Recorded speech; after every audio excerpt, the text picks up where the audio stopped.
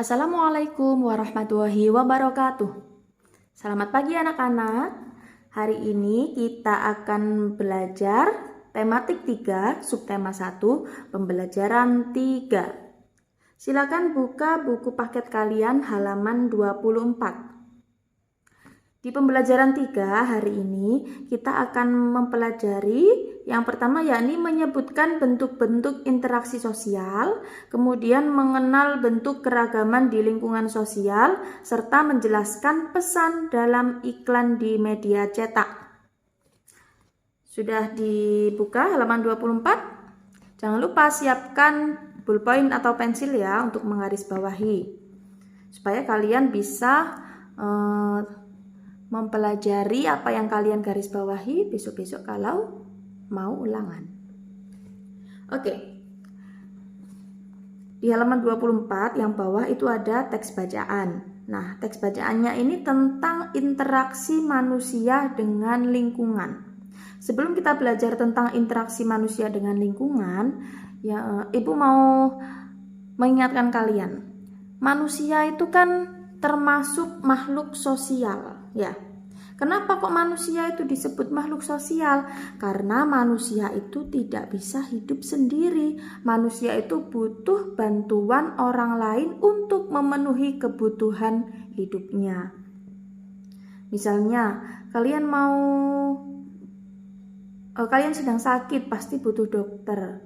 Kalian mau beli obat, pasti butuh penjual obat. Kalian mau makan pasti butuh penjual makanan atau penjual sayur atau ikan. Nah, seperti itu ya.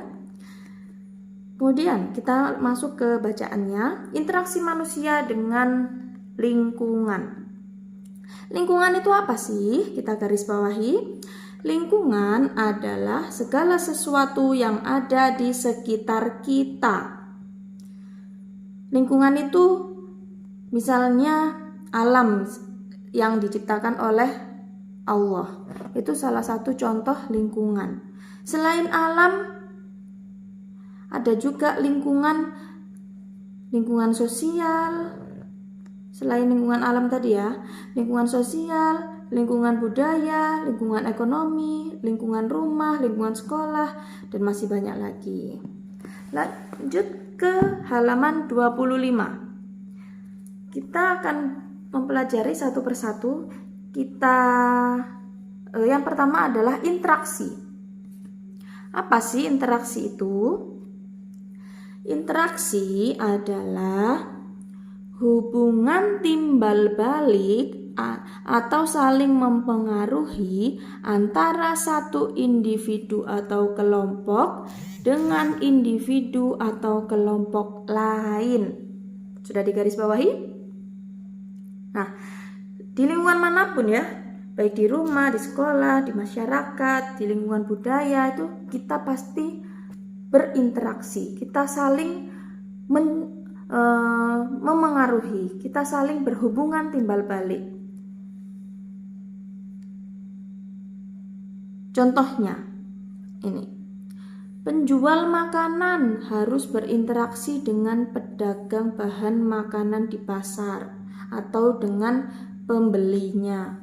Pedagang di pasar untuk mendapatkan barang dagangan yang baik harus berinteraksi, misalnya dengan petani. Kemudian yang kedua, setelah kita belajar tentang interaksi, apa itu interaksi? Yang kedua adalah interaksi manusia dengan lingkungan alam. Apa lingkungan alam itu? Kita garis bawahi. Lingkungan alam adalah lingkungan yang terbentuk secara alami oleh Tuhan yang Maha Kuasa. Lingkungan yang terbentuk secara alami. Contohnya, laut, gunung, kita garis bawahi. Laut, gunung, sungai, awan, dan sebagainya. Ada lagi selain itu, suhu udara, tanah, iklim, cuaca, itu juga bagian dari lingkungan alam. Lingkungan alam itu ada dua. Yang pertama adalah lingkungan biotik, lingkungan alam biotik dan lingkungan alam abiotik. Kita garis bawahi, apa itu lingkungan alam biotik?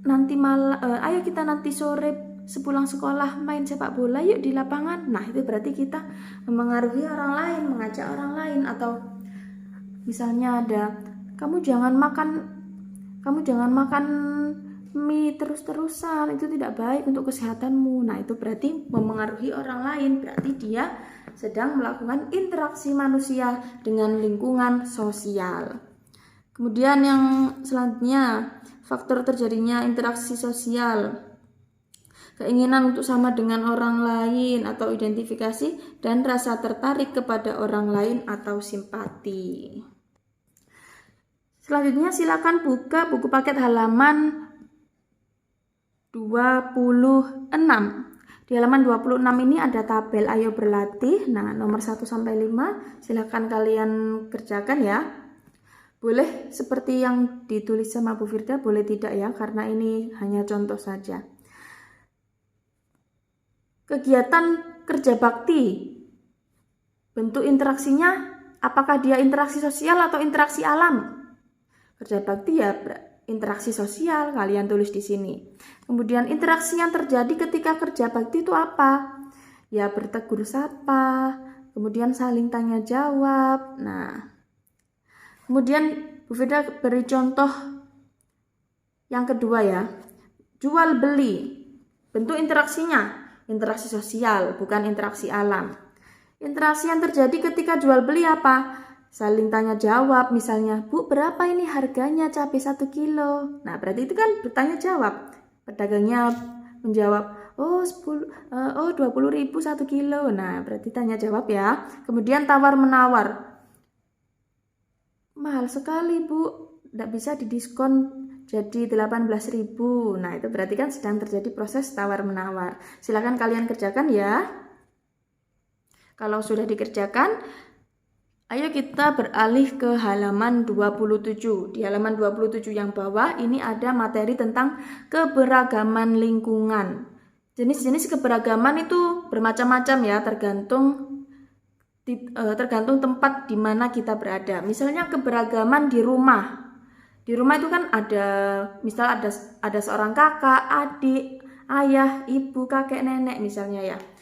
Antara kakak sama adik aja itu sudah punya keberagaman. Misalnya kakaknya suka belajar, adiknya suka bermain. Berarti hobi mereka berbeda ya.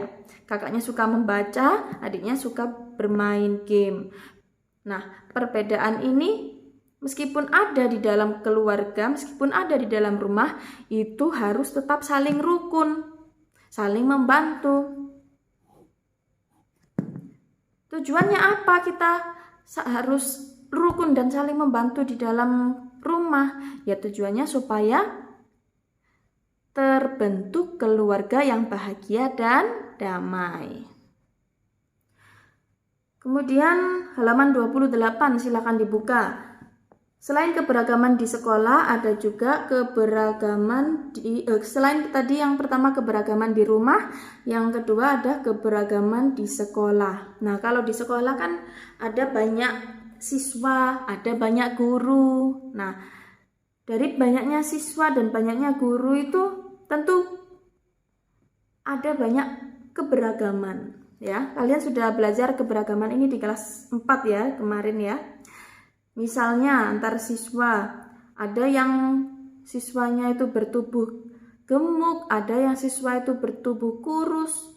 Jangan sampai siswa yang bertubuh gemuk tidak mau berteman dengan yang kurus, atau jangan sampai kebalikannya juga, yang kurus tidak mau berteman dengan yang gemuk. Semuanya harus saling rukun, tidak usah membeda-bedakan fisik. Kemudian kalau misal di sekolah SD seperti yang ada di gambar ini ya, itu misal ada siswa yang beragama Islam, ada yang Kristen, ada yang Hindu, ada yang Buddha. Nah, kemudian ada yang kulitnya hitam, ada yang kulitnya putih. Ada yang dari suku Jawa, ada yang dari Sunda, ada yang Tionghoa, ada yang Papua. Nah, banyak keberagaman. Tidak usah membeda-bedakan teman. Tidak perlu saling mengganggu. kita harus saling bersikap adil dan jujur supaya terbentuk kehidupan di sekolah yang damai sehingga tidak terjadi pertengkaran. Kemudian yang ketiga adalah keberagaman di masyarakat. Keberagaman di masyarakat. Misalnya kalian bertetangga dengan orang yang asal Medan. Tetangga kalian juga ada yang dari Jawa, ada yang dari Singkawang, ada yang dari Bandung, ada yang dari Ambon, macam-macam ternyata asalnya mereka. Ada yang agamanya Islam, ada yang Kristen, ada yang Katolik, dan lain sebagainya.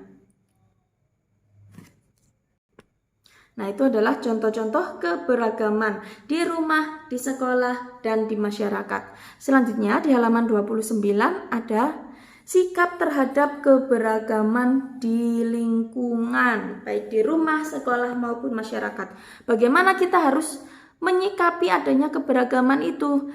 Tentunya harus toleran. Apa itu toleran? Toleran merupakan sikap saling memahami.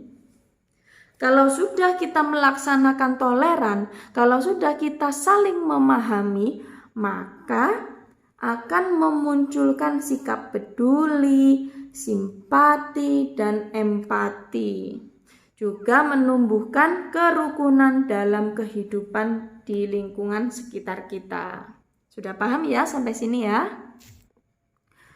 Kemudian coba kalian buka halaman 30. Di halaman 30 yang warna hijau ini ada membuat poster. Nah, kalian di pembelajaran kemarin kan sudah belajar tentang poster ya. Ada poster dalam suatu iklan misalnya. Nah, kalau kita mau membuat poster, kita harus menyesuaikan, kita harus melaksanakan langkah-langkah pembuatan poster berikut ini. Yang pertama, menentukan tema poster. Kita tentukan temanya dulu, apakah tema kesehatan, atau tema budaya, atau tema pendidikan. Maunya kalian temanya apa? Kemudian yang kedua, menentukan kalimat poster. Misalnya kalau kesehatan, kalimat posternya seperti ini. Ayo berbanyak minum air putih. Nah, seperti itu kan kalimat poster. Kita tentukan.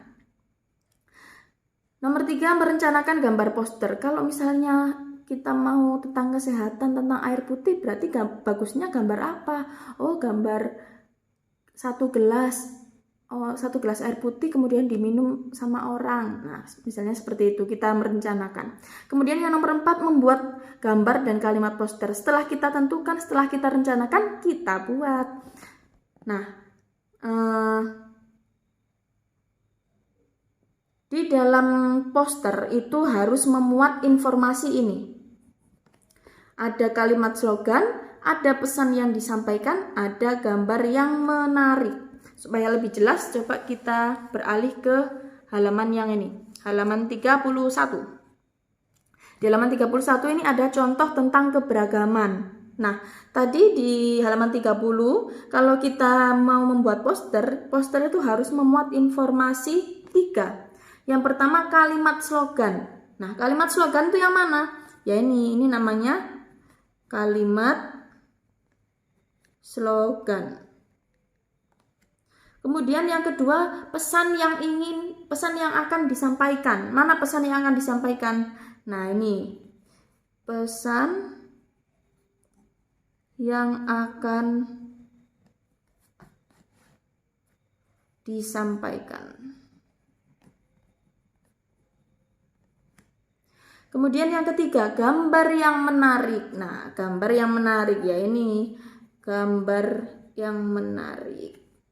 Sesuai dengan tema poster kalian.